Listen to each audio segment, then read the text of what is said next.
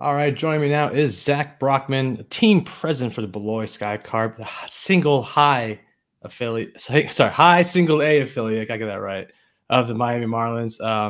That's Zach, a mouthful, isn't it? It can be. I want to thank you though for taking the time to talk to me on One and Dunne Radio.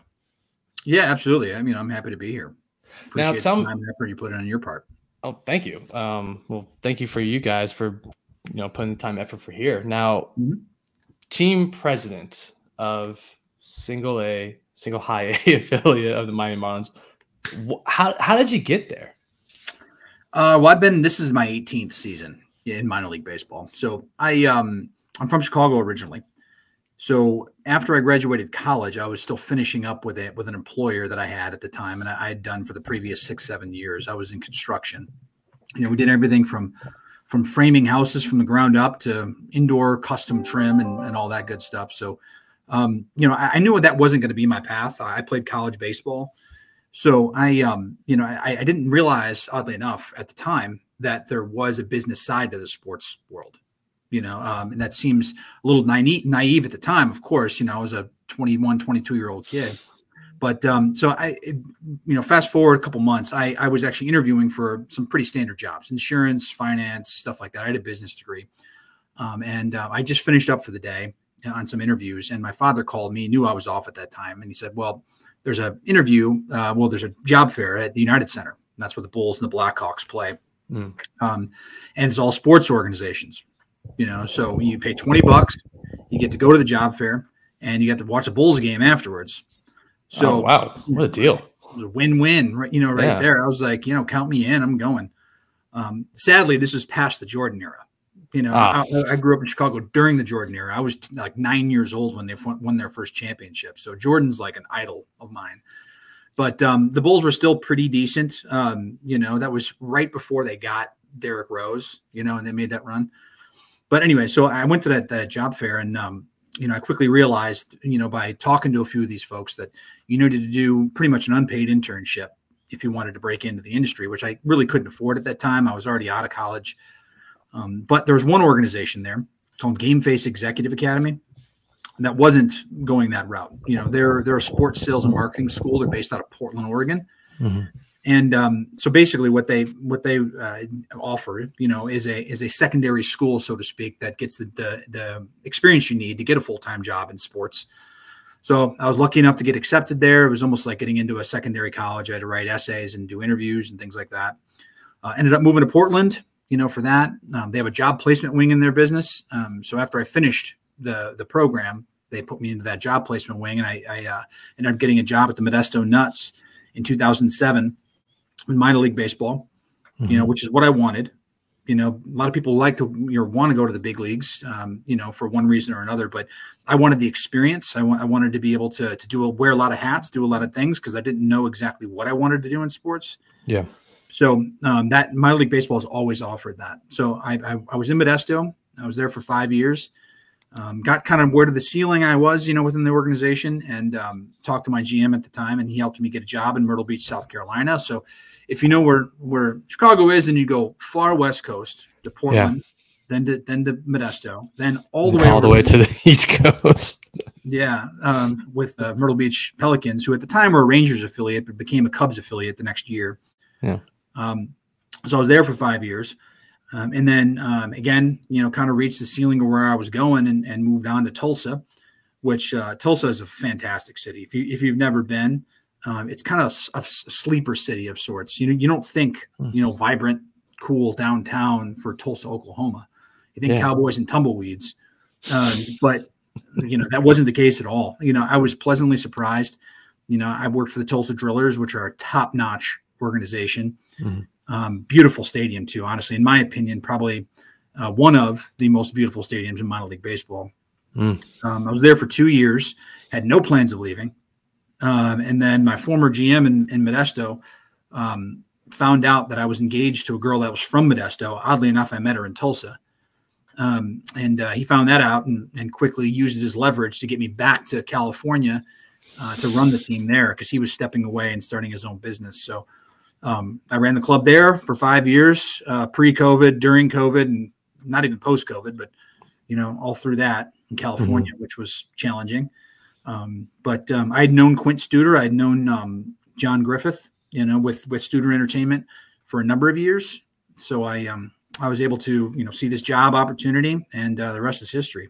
That's such a vast background. I keep using my microphone over here. It's such a vast background you got. I don't want to bore you with okay, no, please. More history, the better. Just on my background. No, more history, the better. Believe me, I don't have much of a background at all. So just all the background, the better. Now, Sky Carps. Where did the name come from? Well, Sky Carp is it's a goose that doesn't fly south for the winter. We have them all over Beloit, and they're all over the Midwest pretty much. But Beloit is home to many a Sky Carp. It's a slang term for a goose, which I'm sure you've seen them around. If you've ever been in the Midwest, they don't fly south for the winter. The idea behind the name is that people don't want to leave Beloit, and that really is true. Beloit's downtown has been completely rebuilt, over the last 10 years or so. So it's one of those resurgent, cities that you find in America that's thriving. We got businesses downtown. We have bars, restaurants, entertainment. More is being built every single year. We have residential, a lot of residential condominiums built downtown, which makes it very, very easy to create that walking environment, all throughout there. Our ballpark is anchored in downtown. So we're a short walk from pretty much everything to do in Beloit. So, and we're conveniently located too. I mean, we're right in the center of the state line area. Just north of us is Janesville, which, is a slightly larger city than us. And just directly to the south is Rockford, which is a much, much larger market. Yeah. So when we look at our sphere of where we're pulling from, it goes as far north as Janesville right now, and as far south as Rockford. But in the coming years, 3 to 5 years from now, we're looking at a radius of about 40 miles in every direction, which will get on the outskirts of, some Milwaukee and Chicago, suburbs. And then maybe as far north as Madison to a certain degree. Madison have the mallards and a few other things too. But, we're quickly growing. Our group demand is through the roof. We've grown significantly just from last year, which last year was the first full year we had the stadium open. Okay. So it's been very, very, very encouraging. Inaugural season 2022. Yeah. There we go. Yeah. Now, I want to talk about the hats, and obviously thank you guys for sending both these hats over. These are fantastic hats. Yeah. Main thing I want to talk about is the wrench. What's the significance behind the wrench on the logo? Yeah. So the wrench signifies Fairbanks Morse Defense. Fairbanks Morse Defense is a defense contractor for the U.S. government. They're based in Beloit, and they build engines for naval ships, like gigantic, like 3-story, engines. Yeah. And they've been here for, I think, over 150 years now. Wow. So they're a big part of the community. They've employed a lot of people in the community. So that's really where it comes from. Okay, that's pretty cool. That's cool to have that background. I do love when a logo has more than just a logo. There's a whole, there's a story behind it. There's a background behind it, and that's what I love about, especially minor league baseball, because a lot of teams in minor league baseball have stories behind their logos, and that's what I love about that. Do you guys have any rival teams that you guys play against? There's the Midwest League has, I believe, 12 teams, 6 and 6. We are in the Western Division. Okay. There's an Eastern Division, that goes as far east as, I want to say, Lake County, like Cleveland area. Yeah. Is where the furthest team, at least from us. It's hard in minor league baseball, it's really hard to have heated rivalries, because a lot of the fan base isn't really necessarily coming to games for opponents. Sure. They're coming to the games just for family entertainment. Yep. They're coming because their company, wants to do an outing for 300 of their employees, those kinds of things. So, sure. It's hard to build that kind of rivalry. I will say though, we definitely get a boost in attendance whenever the South Bend comes, come to our area. Yeah. They're actually coming in this next homestand. So they get here on the 16th of May. Okay. And we will definitely see a boost in attendance as a result of that. Because there's so many Cub fans, everywhere. Sure, yeah. But we're in close proximity to Chicago, so we're an hour and a half, from Chicago. So it's a quick, easy drive for them. And plus Rockford just has a ton of Cub fans. Okay. So, when you go all the way through our area, I would say if we have a rival, so to speak, it's probably, South Bend Cubs. When it comes to the fans attending, what is some like promotions you guys do, like either past promotions or you have some upcoming promotions for these fans to make their experience, a great experience? Yeah. So we have some really, great staples. We have, Star Wars night, a lot of minor league teams do Star Wars night there. For the most part, they're pretty successful across the board. I know they are for us. We are part of the Marvel Defenders of the Diamond, series as well. We have a Marvelized logo that Marvel put together, and we're having a special night, based around that. Additionally, we do, weekly promotions. We have Thirsty Thursdays. Our Bark in the Park days are coming up, pretty close here. This next homestand, I want to say the 20th. Yeah, the 20th is going to be our first Bark in the Park. We're doing a few of them over the course of the year. We just got finished with our first Copa game, which was tremendously successful. Really? Copa is the full name of it is Copa de la Diversión. It's a direct outreach to the Latin community. And if you follow minor league baseball at all, this is not new. This is probably the 6th year of the program. Yeah, it's been around for a little bit. Yeah. Yeah, we jumped on this year, and it's been fantastic. Our logo is Paletas de Beloit, which I actually have a hat right here. If you want to see the logo, it's pretty cool. It's a beautiful logo. Paletas are it's just like it's a Mexican ice cream bar, and they're found in the local Michoacans, which it's like a Mexican grocery store. And they have like 1,000 flavors, and they're all different types of colors, and it's really, really cool, and they're awesome. I mean, they're made with all natural products, and it's just a fun way to connect to the community. We had a great crowd that past Friday for our first rollout, this program, which we're doing 5 dates, over the course of the year. So really fun stuff, and it's awesome to be able to build this in a new stadium where these fans have really never had something like this. We really, consider ourselves to be the community living room when it comes to this stuff. So new, fresh ideas is always what we're after. So you talk about a little bit more about the new stadium and like seating capacity and experience, what it's like for fans when they go. Yeah, I think we have the best stadium in single A baseball. And I'm not the only one that said that. Major League Baseball has said that. Wow. So we were very, very fortunate when the ballpark was being built. It was pretty much the exact same time that Major League Baseball was doing their complete restructuring, so where they were aligning different teams and figuring out who was in and all that stuff. So we got really lucky because the new stadium specifications came out while we were building this facility. So everything here is built exactly to spec on the Major League Baseball requirements. So that's a good positive on the baseball side. On the fan side, it's a 360-degree stadium, which is awesome. We have specific areas for kids. We have specific areas for adults. We have a fantastic club upstairs it's a special season ticket that you can purchase. We have a suite that can seat about 100 people upstairs as well. There's also a deck on the first base side that has yet to be fully finished. And, we're currently in negotiations with a sponsor on that one to have that open hopefully next year. Okay.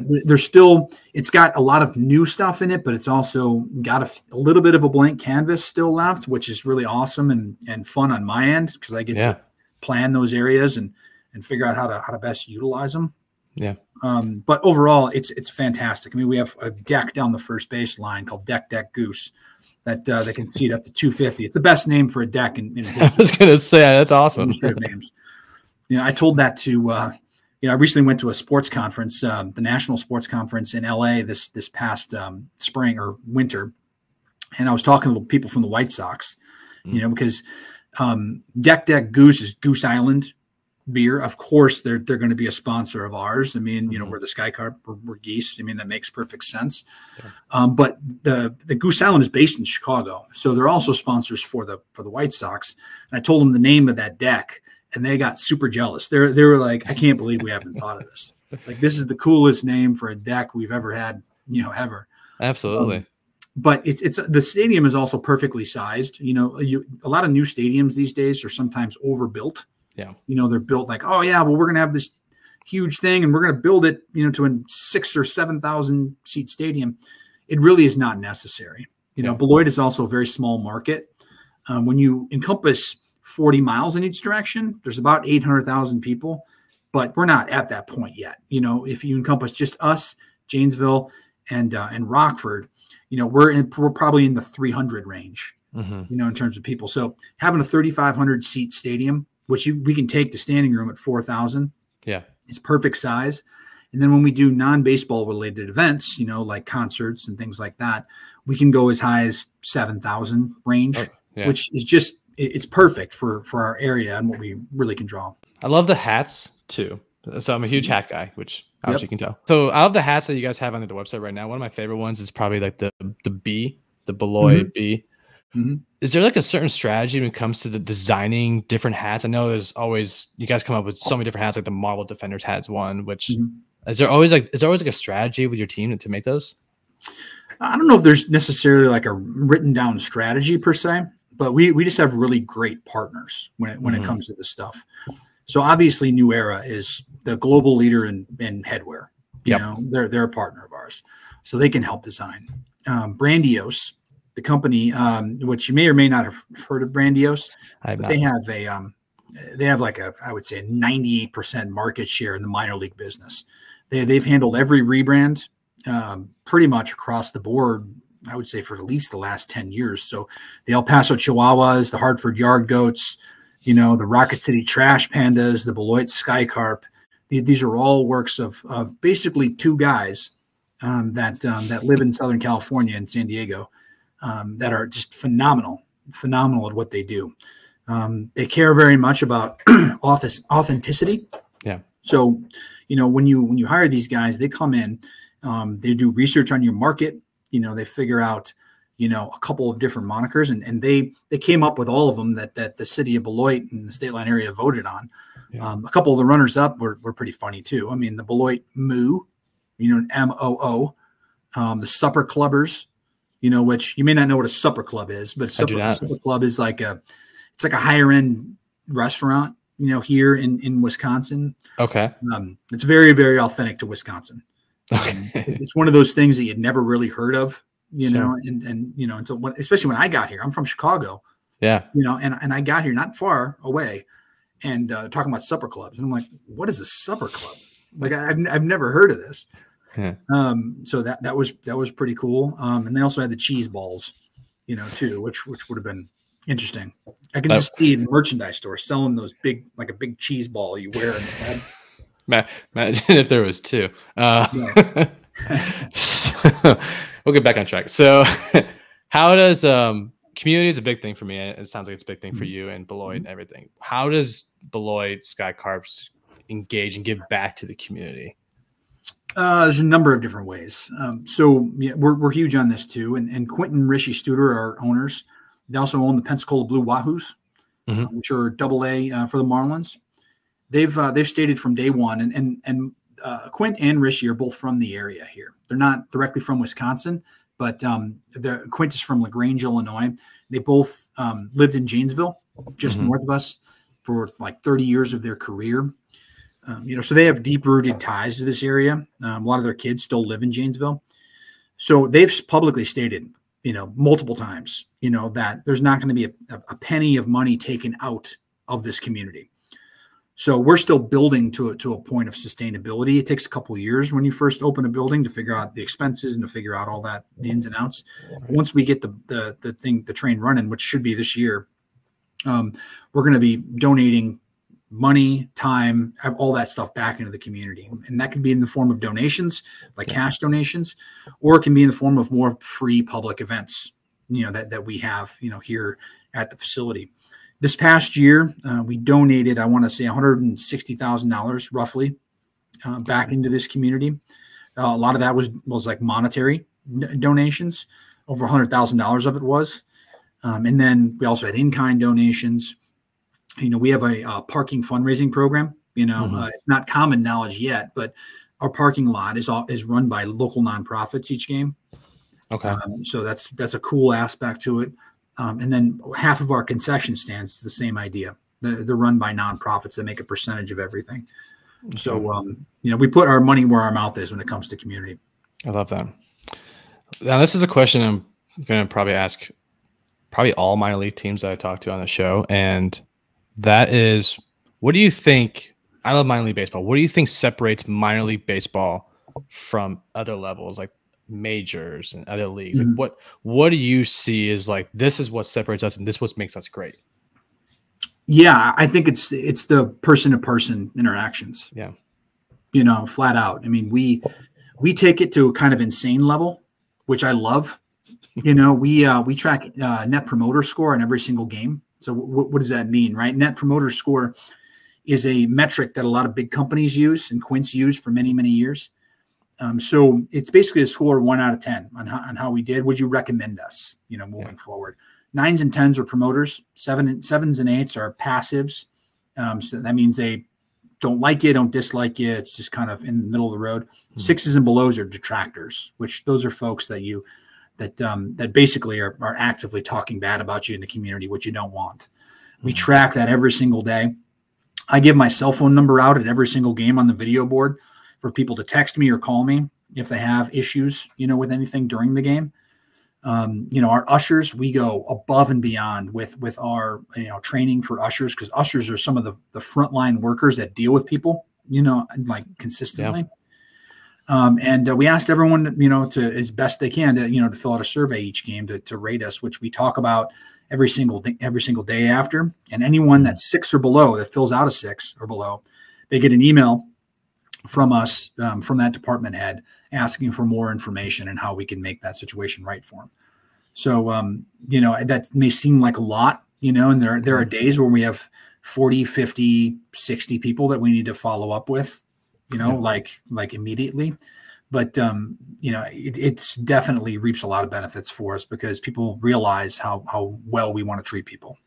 And you want to just get better. Like, I think at the end of the day, you just, like you said, you just want to be better. You want to, word of mouth is such a big thing too. It's right. When you have people that are giving you 6 and below, you want to make sure their word of mouth can be changed into above the 8 and 9s and 10s. Yeah. Yeah. Our NPS score is really, really good right now. We're in the high 80s. So, you know, we're on a daily basis, we don't get a ton of detractors, which is good. You know, so for us now, it's really turning the passives into promoters. You know, once we can do that, you know, we'll have cracked the code and we'll be off and running.